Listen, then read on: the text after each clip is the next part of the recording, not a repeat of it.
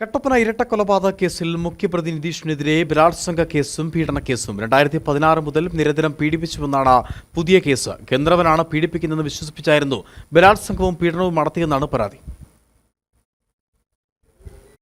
കട്ടപ്പന ഇരട്ടക്കൊലപാതക കേസിൽ മുഖ്യപ്രതി നിതീഷിനെതിരെ പോസ്കോ കേസും പീഡന കേസും കൊല്ലപ്പെട്ടയാളുടെ ഭാര്യയെ ലൈംഗികമായി പീഡിപ്പിച്ചതിനാണ് മുഖ്യപ്രതി നിതീഷിനെതിരെ പുതിയ കേസ് എടുത്തത്. 2016 മുതൽ നിരന്തരമായി പീഡിപ്പിച്ചിരുന്നതായാണ് പരാതി. ഗന്ധർവനാണ് ചെയ്യുന്നതെന്ന് വിശ്വസിപ്പിച്ചായിരുന്നു പീഡിപ്പിച്ചിരുന്നത്. ബലാത്സംഗം, പീഡനം എന്നീ വകുപ്പുകൾ ചേർത്താണ് പുതിയ കേസ് രജിസ്റ്റർ ചെയ്തത്. ഇതിനിടെ പോലീസ് കസ്റ്റഡി കാലാവധി കഴിഞ്ഞതിനെ തുടർന്ന് 1ഉം 2ഉം പ്രതികളായ നിതീഷിനെയും വിഷ്ണുവിനെയും കോടതിയിൽ ഹാജരാക്കി റിമാൻഡ് ചെയ്ത് ജയിലിലേക്ക് അയച്ചു. 1ാം പ്രതി നിതീഷിനെ മുട്ടൻ ജയിലിലേക്കും 2ാം പ്രതി വിഷ്ണുവിനെ പീരുമേട് സബ് ജയിലിലേക്കുമാണ് കോടതി റിമാൻഡ് ചെയ്തത്. 22 വരെയായിരുന്നു പ്രതികളുടെ കസ്റ്റഡി കാലാവധി. പുതിയ കേസിൽ നിതീഷിനെ വീണ്ടും കസ്റ്റഡിയിൽ വാങ്ങി തെളിവെടുക്കും.